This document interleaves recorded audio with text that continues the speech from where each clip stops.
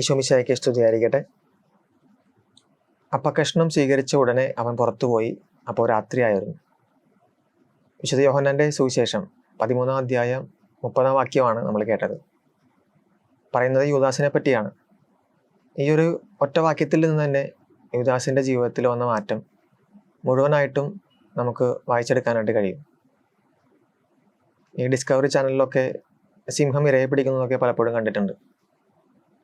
മിക്കപ്പോഴും കൂട്ടത്തിൽ നിന്ന് ഒറ്റയ്ക്ക് മാറി നിൽക്കുന്ന മൃഗങ്ങളെയാണ് അവർ കൂടുതലായിട്ടും ആക്രമിച്ച് കീഴ്പ്പെടുത്തുന്നത്. ഇവിടെ യൂദാസും വീണുപോയത് കൂട്ടത്തിൽ നിന്ന് മാറി ഒറ്റയ്ക്ക് നടന്നതുകൊണ്ടാണ്. യൂദാസിന് സംഭവിച്ച ഈ വീഴ്ച ആ അത്താഴ രാത്രിയിൽ സംഭവിച്ച ഒന്നല്ല. അതിനു മുമ്പ് തന്നെ അവൻ്റെ വീഴ്ച ആരംഭിച്ചു കഴിഞ്ഞിരുന്നു. എന്നു മുതലാണോ ഈശോയിൽ നിന്ന് പതിയെ അകലാനായിട്ട് തുടങ്ങിയത്? എന്നു മുതലാണോ ശിഷ്യന്മാരുടെ കൂട്ടത്തിൽ നിന്ന് പതിയെ പതിയെ മാറി നടക്കാനായിട്ട് തുടങ്ങിയത്? അന്ന് മുതൽ തുടങ്ങിയതാണ് യൂദാസിൻ്റെ ഈ വീഴ്ച. ഇതിനു മുമ്പും യൂദാസ് തീർച്ചയായിട്ടും ഒറ്റയ്ക്ക് നടന്നിട്ടുണ്ടാവും.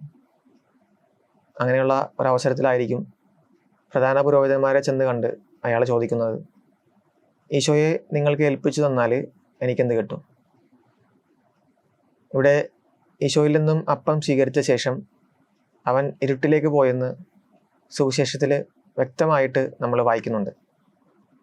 ഈ ഇരുട്ടെന്ന് പറയുന്നത് ദൈവത്തിൽ നിന്നുള്ളത് അകൽച്ചയാണ്, അല്ലെങ്കിൽ ദൈവവുമായിട്ടുള്ള ബന്ധത്തിൽ വരുന്ന വിള്ളലുകളാണ്.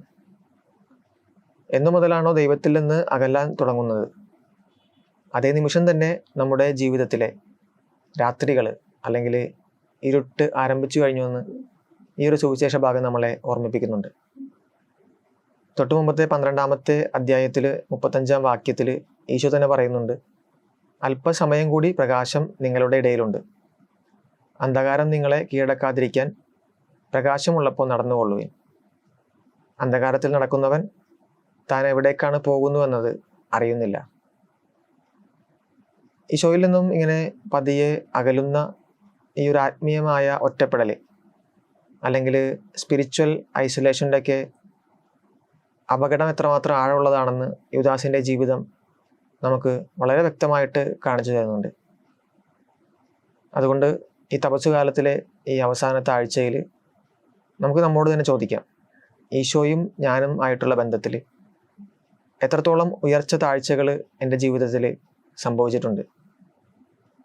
എൻ്റെ പ്രാർത്ഥനാ ജീവിതവും കൂദാശ ജീവിതമൊക്കെ എത്രത്തോളം കൂടുതൽ ശ്രദ്ധയോടുകൂടി ഞാൻ കൈകാര്യം ചെയ്യാറുണ്ട്? ഇതിനുള്ള ഉത്തരങ്ങൾ ധ്യാനിച്ചുകൊണ്ട് ഈ ഒരു തപസ്സുകാലത്തിലെ ഈ അവസാനത്തെ ആഴ്ചയിൽ നമുക്കായിരിക്കാം. രണ്ടാമതായിട്ട് സുവിശേഷത്തിൽ നമ്മൾ വായിക്കുന്നു, അപ്പം സ്വീകരിച്ച ഉടനെ അവൻ പുറത്തെ ഇരുട്ടിലേക്ക് പോയി.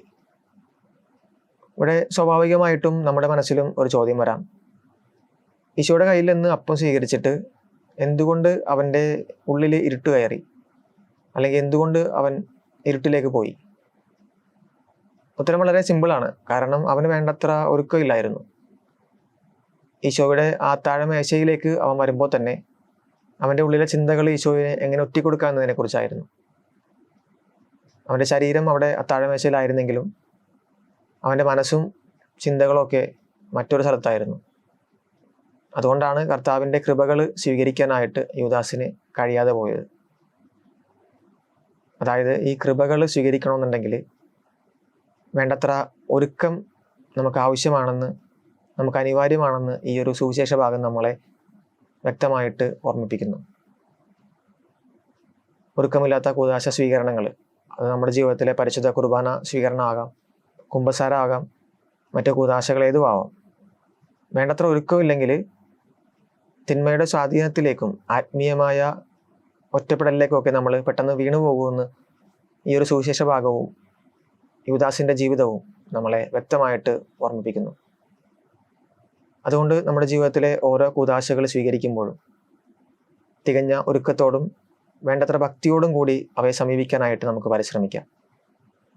അതുവഴി കർത്താവിൻ്റെ കൃപകൾ കൂടുതലായിട്ട് നമ്മുടെ ജീവിതത്തിലേക്ക് അനുഭവിക്കാനായിട്ട് നമുക്ക് സാധിക്കട്ടെ എന്ന് പ്രാർത്ഥിക്കുന്നു.